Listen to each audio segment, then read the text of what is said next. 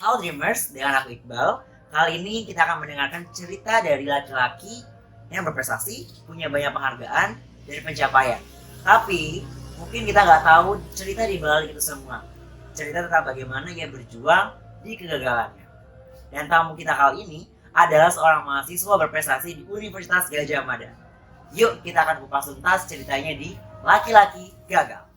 Semua orang pasti punya tujuan dalam kehidupannya. Gagal adalah hal yang tidak dapat dihindari dalam proses pencapaiannya.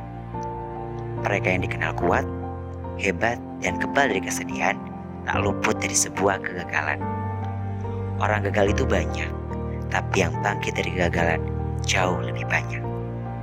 Sejatinya, gagal bukan soal siapa, melainkan mengapa. Laki-laki gagal. Nah, Dreamers, kali ini aku sudah kedatangan tamu yang tadi menceritakan ya. Dia adalah Kak Hendrik. Halo semua teman-teman sekalian. Ya, jadi siapa sih Kak Hendrik ini? Ya, FYI nih teman-teman. Kak Hendrik ini adalah mahasiswa berprestasi Fakultas Kehutanan UGM tahun 2020. Waduh, kayaknya sedikit insecure nih di depan mahasiswa berprestasi. Oke, nah benar kan ya Kak ya? Yap. Oke, nah prestasinya itu sudah harum banget di mata anak-anak UGM yang sudah ke mancanegara dan sebagainya. Tapi kali ini aku gak akan bercerita tentang sudah menang lomba apa sih Kak, sudah jadi duta apa sih Kak. Tapi bagaimana aku akan cerita tentang kegagalannya. Tapi sebelum itu aku pengen tahu nih kesehariannya Kak Ari sekarang sedang sibuk apa sih Kak? Udah berskripsi Kak? Atau gimana? Kalau skripsi udah lama kayaknya semester depan insyaallah. Jadi kalau kesibukan sekarang ini aku kebetulan lagi sibuk untuk garap persiapan Mapres. Oke. Karena final Mapres UGM insyaallah Maret ini, jadi nanti persiapan segala macamnya buat KTI kemarin udah selesai dan submit semuanya. Terus juga persiapan untuk student action aku. Kalau misalnya insya Allah berangkat itu September nanti. Kalau misalnya corona outbreak udah selesai di bulan itu. Oke, itu ke negara mana tuh Kak? Insya Allah ke Jepang. Oh wow, oke. Berarti persiapan Mapres buat UGM. Iya. Oke, kita doakan ya buat jadi mahasiswa prestasi UGM 2020. Amin. Sip. Apalagi tuh kesibukannya? Selain itu jadi ngurus yayasan sosial aku sendiri, Yayasan Pendidikan Indonesia, yang saat ini lagi menjalin beberapa kerjasama.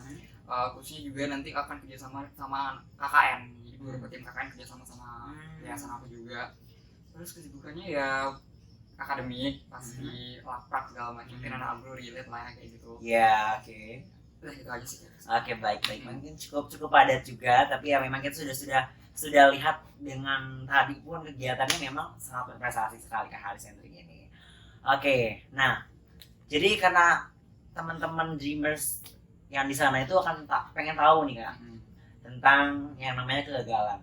Ya, memang orang tuh kadang nggak mau cerita tentang kegagalan. Terus juga ya pengen tahunya ada kesuksesan. Tapi siapa tahu Haris ini di balik prestasi yang tadi nih, itu ada cerita kegagalan yang orang nggak tahu, tapi ya itu pasti ada Kak. Gimana sih sebenarnya makna gagal menurut Haris?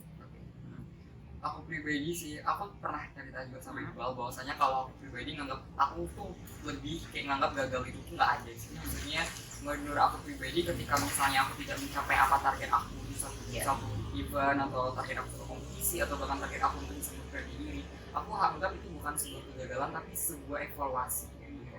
Pun kalau misalnya aku dianggap kegagalan, bagi aku pribadi itu adalah kayak sebuah learning process untuk bisa lebih baik lagi gitu.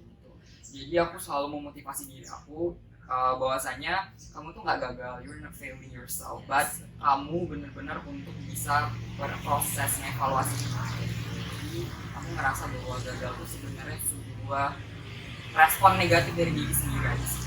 Oke, berarti kalau memang respon positif dari dalam diri kita ini merespon gagal itu ada hal yang belajar sebagai evaluasi diri, berarti itu akan menjadi hal yang bisa buat jadi motivasi kita untuk terus ya tidak memakai kegagalan buat penghalang kita berprestasi gitu ya Kak ya.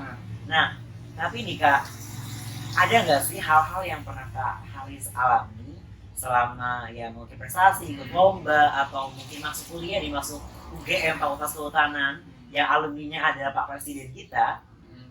Di balik itu semua tuh ada hal atau kisah tentang Kak Haris pernah mungkin merasa jatuh pernah merasa down yang itu saat ini masih berkesan di ceritanya Kak Aris? Oke, mungkin kalau misalnya kegagalan sih mungkin yang paling berkesan banget itu adalah pas SMP. SMP ke SMA. SMP ke SMA. Jadi aku kelas 3 SMP itu dari dulu tuh pingin banget masuk salah satu SMA favorit di kota Pekanbaru. Oh, Aku tuh di Kota Duri, jadi kalau di Pekanbaru itu 3 jam gitu. Itu sekolah favoritnya orang Riau karena pertama itu sekolah milik pemerintah. Oke. Jadi aku udah ngelewatin semua fasenya, tinggal fase terakhir. Nah, fase terakhir itu adalah fase tes fisik sama kesehatan. Oh. Kesehatannya aku lulus, tapi pas tes fisiknya adalah kita disuruh lari berapa kilo. Oh ya, kalau di lapangan itu. Keliling lapangan tersebut, dan aku kayaknya gagal karena I was fighting. Aku pingsan kalau nggak salah pas di end of runningnya. Jadi aku mungkin ya udah tau lah hasilnya apa. Jadi aku gagal nyatakan sebagai salah satu pelajar di sana. Dan itu benar-benar hal yang benar-benar buat aku ngerasa kalau misalnya aku tuh berada di titik rendah aku. Dan di sana aku ngerasa, aku mikirnya aku tidak akan bisa kuliah di UGM lagi karena aku ngerasa bahwa sekolah aku yang mau aku masukin di Duri itu tuh tidak punya track record yang baik di UGM. Dan aku memang dari SMP tuh sangat ingin banget masuk di UGM gitu. Jadi aku kayak nguburin aku untuk lanjut kuliah di UGM. Tapi ternyata aku ya gagalnya itu tuh di masuk ke sebenarnya. Karena aku sempat ngurung diri di kamar selama kurang lebih sebulan apa ya. Dan aku ngerasa kayak aku udah mikirin orang tua. Tapi setelah itu aku rasa bahwasanya dari itu aku belajar. Ketika aku di SMA negeri, aku benar-benar tahu proses yang bisa masuk ke UGM.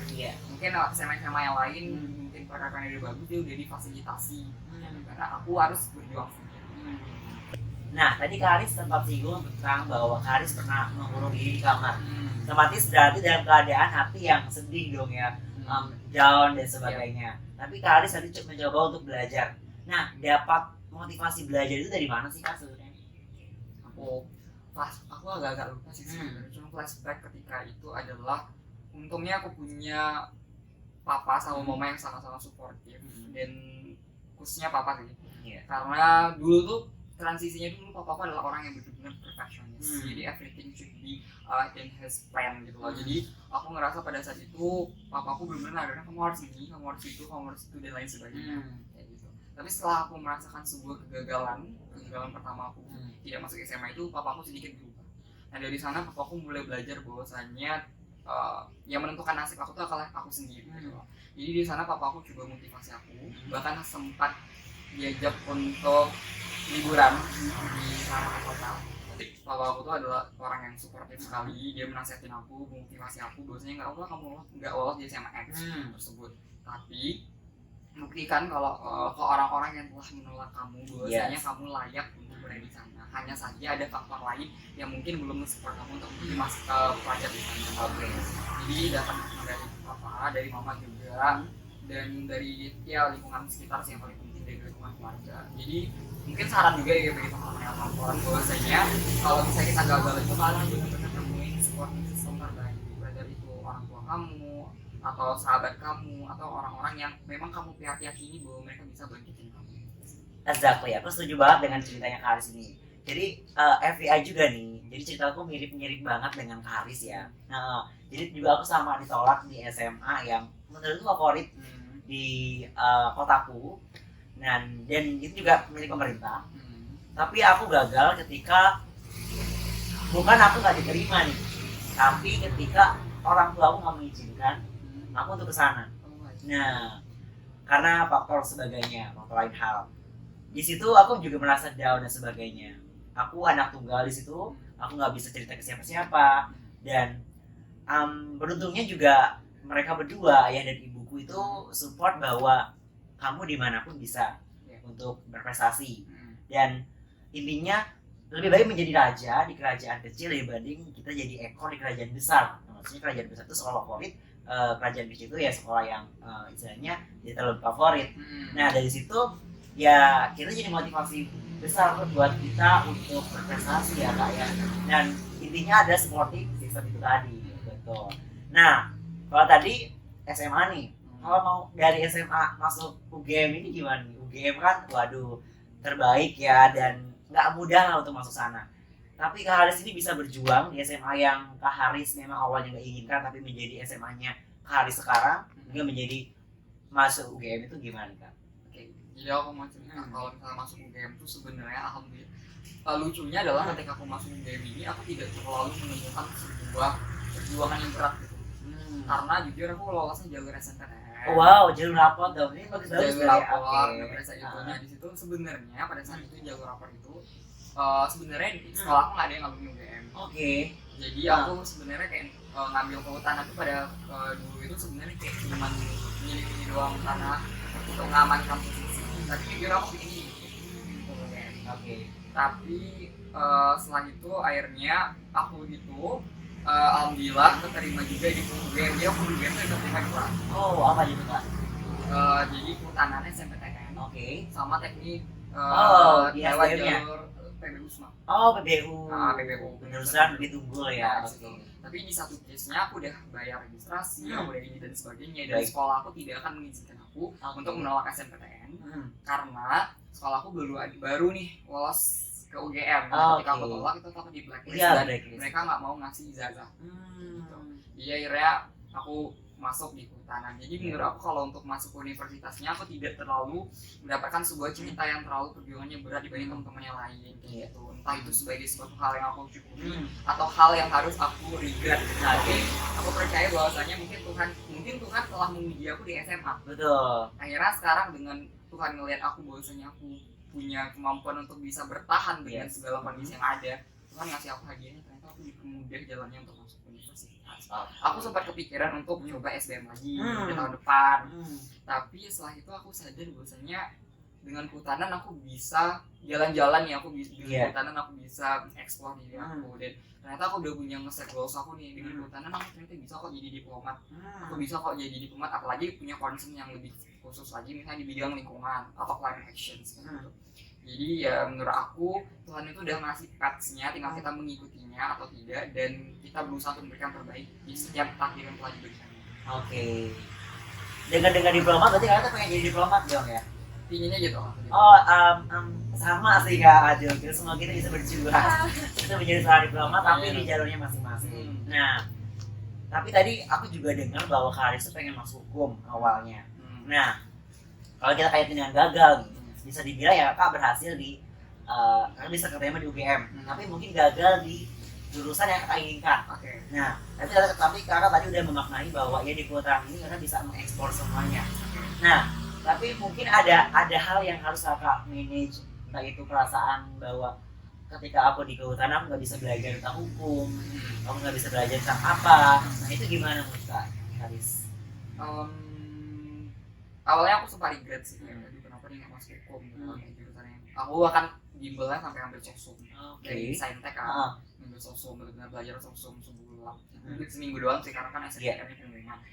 Terus tapi setelah aku belajar lebih lanjut di kehutanan, udah masuk semester 6 juga, aku ngerasa kayak ada beberapa mata kuliah yang memang itu tuh mata kuliahnya hukum, dan aku ngerasa aku dapat juga kayak misalnya hukum undang-undang agraria, juga bicara tentang kehutanan internasional atau kebijakan kehutanan, itu materi-materi yang anak hukum juga dapat gitu. Maksudnya kayak aku ternyata walaupun nggak juga aku juga dapat materi yang sama. Betul. Gitu. Jadi aku ngerasa kayak aku nggak regret bahwasanya kenapa sih aku nggak coba SBM lagi atau ngambil hukum lagi. Ternyata kehutanan udah buat aku nyaman sih, karena emang dari sini juga aku bisa jadi mapres, dan lagi berjuang bawa nama kehutanan ada UGM. Dia aku merasa kayak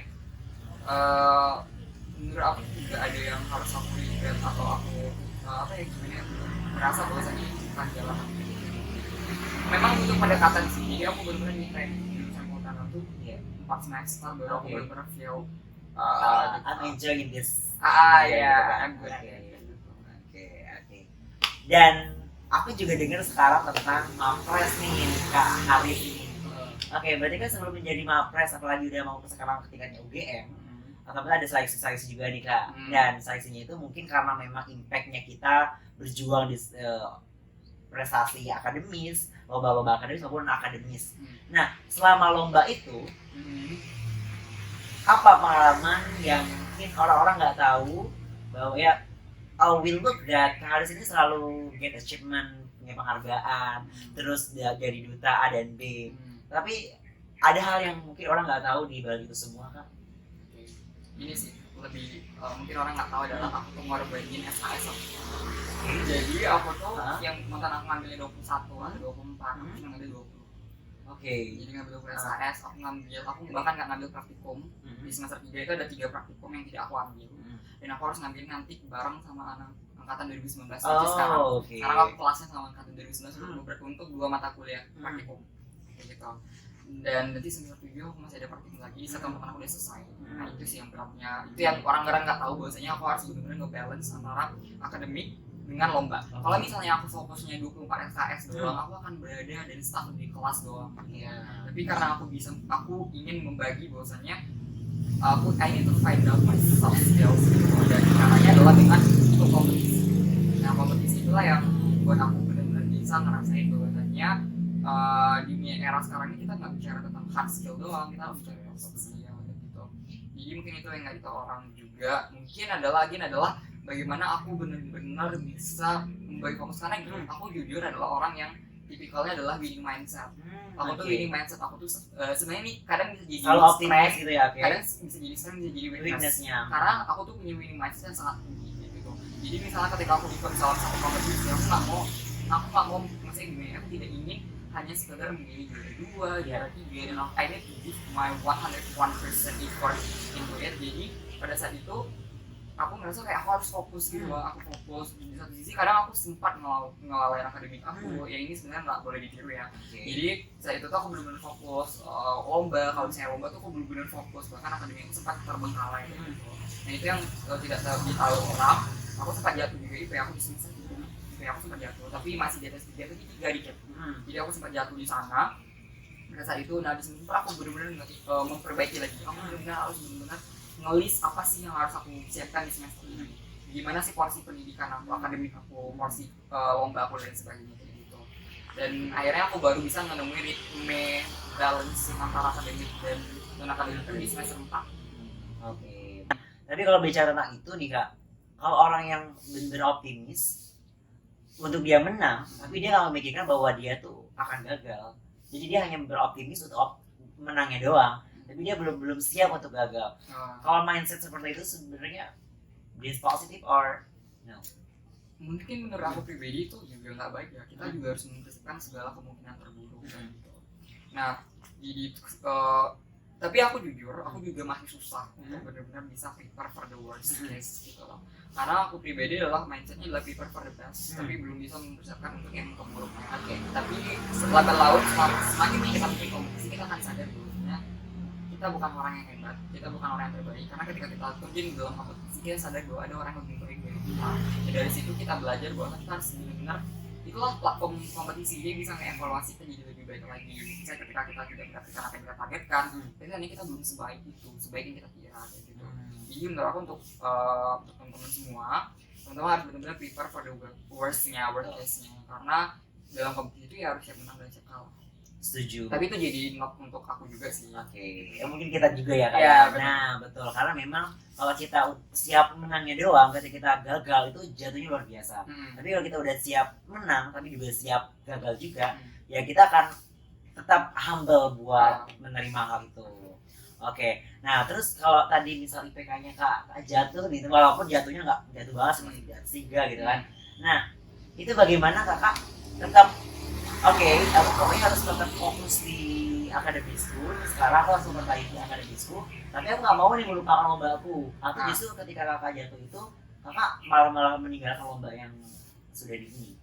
Enggak sih, kalau aku ini semester 3 tuh aku jatuh kan. Semester 4-nya aku kayak benar-benar mencatat untuk mulai semesternya aku akan fokus berapa, ambil semester berapa, terus aku harus ikut lomba gimana. Jadi aku buat target dan sebagainya. Alhamdulillah dari semester 3 ke semester 4 IP aku tuh naiknya signifikan kayak gitu, benar-benar signifikan, dan bahkan jadi IP tertinggi aku dari semester 1 sampai semester 3 sampai semester 4 gitu.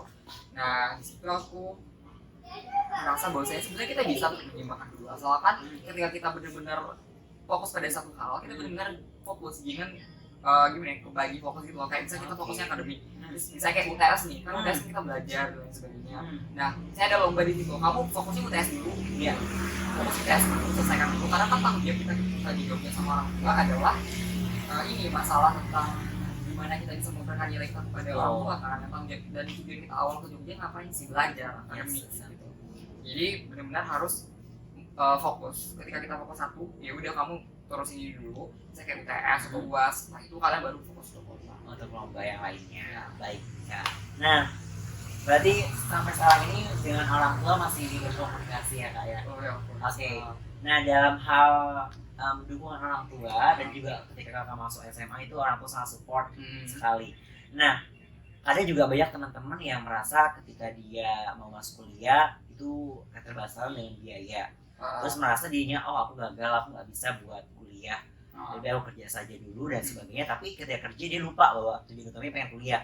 Terus dia juga ketika udah masuk kuliah nih, udah keterima, terus yang lain tuh keterima beasiswa dan sebagainya, tiba-tiba ada hal something yang orang tuanya mungkin ada kejadian sebagainya, tiba-tiba harus berjuang membiayai kehidupannya.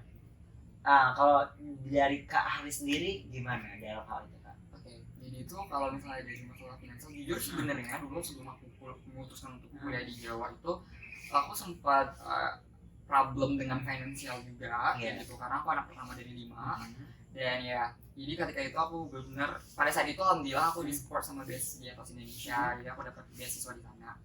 Cuman di semester ini kebetulan papa aku itu kan beban perusahaannya itu sekarang semakin besar dan beberapa perusahaan yang di PHK, ada beberapa karyawan yang di PHK dan juga yang dipotong gaji 50% dari gaji yang sebelumnya, dan papa aku masuk yang ke kategori kedua.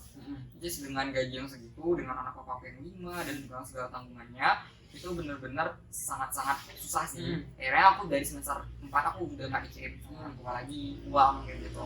Jadi dapat uang saku dari beasiswa aku, terus juga nyakit itu ada UGM yang mau lomba, akhirnya juara atau segala macam, itu teman-teman bisa ngajuin dari insentif UGM. Nah aku di situ aku tuh dapat uang tuh dari sana. Jadi kalau misalnya dihitung tahun ini, kayaknya tahun ini tuh alhamdulillah aku ngumpulin 18 prestasi. Wow. Nah 18 prestasi itu bayangin aja kalau misalnya dia nggak juara 2, juara 2 aja, itu dapat sekitar 2 juta. Jadi teman-teman bisa count berapa yang kita dapat, yang aku dapetin di tahun ini kayak gitu. Jadi aku dari itu biasanya cairnya tuh di akhir Desember kayak gitu. Jadi aku tuh nabung dari awal jadi inti dari nanti Desember.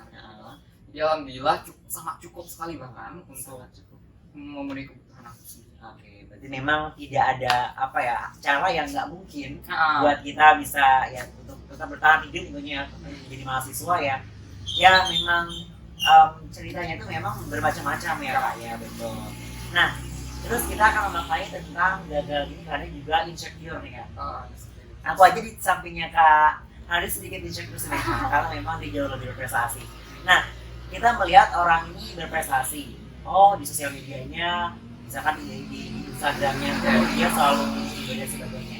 Ya that's positif. Ada orang yang termotivasi, tapi juga ada orang yang merasa bahwa nggak seperti dia ya, seperti apa. Nah apa sih? Nah mungkin Kak Haris apakah pernah mengalami hal itu? Dan kalau mengalami hal itu, atau mungkin tips buat yang teman-teman di sini belum punya prestasi dan sebagainya, biar memaknai itu tuh ada hal yang positif kan? Dulu tuh aku tuh pernah dapat, aku kan buat skripto tuh. Nah di skripto kan kita nggak tahu nih siapa ini. Aku pernah dapat suatu pesan atau message dari salah satu followers aku, dia bilang gini, aku sempat nge-mute story Instagramnya Kak Haris, karena mengandung membuat aku insecure dari bla-bla segala macam. Nah menurut aku pribadi, aku makanya sekarang tuh tipikal yang agak jarang ngelola Instagram aku karena banyak masukan bahwasanya banyak orang yang insecure ketika melihat media, sosial media. Tapi yang perlu diingat teman-teman, sosial media itu adalah platform dimana kita ingin melihatkan yang terbaik dari kita. Karena pun dalam suatu aspek psikologis, kalau teman-teman hanya ingin di sosial media memanfaatkan untuk menampilkan teman-teman, kayak misalnya teman-teman galau, teman-teman itu bukan satu hal yang baik, itu akan mempengaruhi mental teman-teman juga. Kayak gitu. Kalau teman-teman yang ngerasa bahwasanya insecure ketika melihat orang, kayaknya berubah dari perspektif. Karena ini bicara perspektif aja teman-teman. Aku jujur dulu sih sempat SMA merasa insecure juga dengan teman-teman aku. Tapi setelah ini kayak di kuliah tuh aku merasa kayak ketika teman-teman aku perhatian aku luar biasa, perhatian aku luar biasa, itu bukan satu hal yang membuat aku membunuh impian aku. Aku merasa kayak dia yang sama-sama makan nasi aja bisa gitu. Kenapa aku harus insecure kayak gitu. Itu bicara tentang perspektif sih. Kalau misalnya perspektifnya dibangun adalah untuk tujuan yang bersifat asosiatif, teman-teman ya bisa untuk membangun karakter itu sendiri kayak gitu. Karena kita tuh nggak berlomba dengan orang lain, kita berlomba dengan jalan kita masing-masing. Mungkin kita belum sukses sekarang nih, tahun depan atau 2 tahun lagi kita bisa Iya, setuju banget Kak. Ini memang kita ini nggak berlomba, kita nggak berkompetisi buat bagus-bagusan dari yang lain, tapi kita berkompetisi bagaimana kita menyelesaikan hidup, berprestasi dengan potensi masing-masing. Exactly, Kak. Nah, berbicara laki-laki gagal gini Kak, ya. Jadi mungkin banyak laki-laki yang nggak mau cerita tentang kegagalannya. Nah, tapi seberapa penting sih bagi orang buat cerita bahwa oh aku tuh pernah gagal. Jadi nggak hanya cerita bahwa oh aku tuh sukses, bahwa aku udah menang lomba ini, tapi mungkin nanti mungkin yang teman-teman sekarang hobinya nongkrong dan sebagainya, diskusi gosip itu buat kesuksesannya, pamer kesuksesan dan sebagainya. Tapi mungkin setelah nonton video ini mereka akan lebih concern tentang kegagalan. Harus kalau aku melihat bahwasanya kita harus kalau misalnya untuk ada 2 tujuan sih. Kalau misalnya case-nya adalah untuk menginspirasi atau motivasi orang, kita lihat targetnya dulu. Misalnya targetnya adalah orang-orang yang memang insecure sama kemampuan diri sendiri. Apa kita ceritain kegagalan kita? Karena bagi aku pribadi kegagalan itu adalah tidak untuk menjadi sebuah posisi publik yang sifatnya adalah untuk orang yang tidak tepat. Sama dengan ketika kita menceritakan mimpi kita harus menceritakan mimpi kita kepada orang yang tepat. Karena sometimes ada ketika kita ceritakan mimpi kita kepada orang yang salah, itu bahkan dia sendiri yang mematikan impian kita. Misalnya kayak kamu nggak bisa, nggak usah gini. Sama dengan kegagalan, kamu benar-benar harus paham kamu ceritain kepada siapa. Misal kayak aku sekarang bisa berdiri di sini, aku ceritain kegagalan aku, itu karena aku ngerasa ini konsumsinya untuk hal yang positif, untuk benar-benar bisa membangkitkan gimana ya semangat orang-orang gitu. Jadi benar teman-teman harus memilah untuk menceritakan kesuksesan dan kegagalan teman-teman kepada siapa kayak gitu. Cuman ketika misalnya laki-laki gagal dan dia malu untuk menceritakannya, kegagalan itu bukan suatu hal yang untuk malu diceritakan sih. Lebih kepada kita ingin menginspirasi dengan sebuah platform cerita kita yang mungkin orang merasakan hal yang sama. Misalnya kayak aku insecure dengan orang atau gagal di pola sama SMA favorit aku, mungkin sebagian orang juga merasakan hal yang sama dan dia pasti curious untuk nanya gimana sih titik balik turning point of aku sendiri sebagai orang yang punya kisah yang sama dengan dia gitu. Baik ya, betul banget. Karena mungkin nanti teman-teman juga saat ini sedang merasakan hal yang sama ataupun justru sudah yang sama dan nanti akan merasakan hal yang sama tentang ya kita akan gagal sebenarnya. Oke, mungkin jelas apa hal yang ingin Kak Haris sampaikan buat teman-teman yang gagal di sana. Mungkin closing statement dari Kak Haris yang selalu menjadi motivasi diri Kak Haris untuk terus semangat nih, apalagi ketika menghadapi kegagalan. Aku tuh punya suatu motivational quotes pribadi dari aku sendiri adalah berbunyi seperti ini. Menurut apa ya? Jika belajar itu adalah ibadah, maka berprestasi dari aku dakwah. Nah, ketika aku berprestasi, itu ranah bagi aku untuk berdakwah, menyampaikan kegagalan aku, menyampaikan cerita aku kepada orang-orang dan menginspirasi orang-orang untuk bisa menjadi lebih baik lagi dengan jalan masing-masing. Dan teman-teman yang merasa gagal, teman-teman yang merasa misalnya teman-teman belum bisa mencapai titik yang orang-orang lain, mungkin lebih bisa semangat diri sendiri. Self acceptance itu penting, self love itu penting, dan yang paling utama adalah yakini bahwa teman-teman tidak berkompetisi dengan orang lain.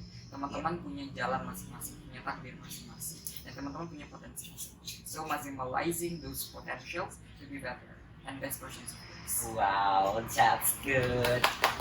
Wow, jadi memang di samping ini adalah mungkin awalnya dijuluki sebagai laki-laki gagal, tapi mungkin sekarang sudah berubah menjadi laki-laki yang berjiwa tangguh karena dia sudah menemukan bahwa arti gagal itu adalah hal yang bukan kita maknai sebagai gagal yang sebenarnya, tapi ada proses dari pembelajaran. Bagaimana kita mengevaluasi diri, bagaimana kita mencintai diri kita sendiri, maknai bahwa gagal itu adalah bagian dari proses untuk kita mencapai kesuksesan. Dan yang terpenting, jangan berkompetisi dengan orang. Ya boleh kita punya mental untuk kita harus lebih baik daripada orang, tapi ketika kita gagal, yakinlah bahwa kita sedang berkompetisi dengan diri kita sendiri. Dan gagal itu teman-teman pasti akan ada, dan tidak ada orang yang bisa menghampiri atau mengetahui kapan kita gagal ataupun kapan kita bisa berhasil. Tapi yang terpenting, kita harus siap berhasil juga siap gagal. Maka dari itulah laki-laki gagal akan terus sharing-sharing cerita inspiratif dari laki-laki yang pernah mengalami kegagalan dan bisa memaknai arti kegagalan tersebut. Oke, demikian sharing-sharing dengan Kak Haris Hendrik yang gampang dan berprestasi. Oke, kita berjumpa di konten selanjutnya. Jangan lupa like and subscribe tentunya. See you lagi gagal, see you dreamer.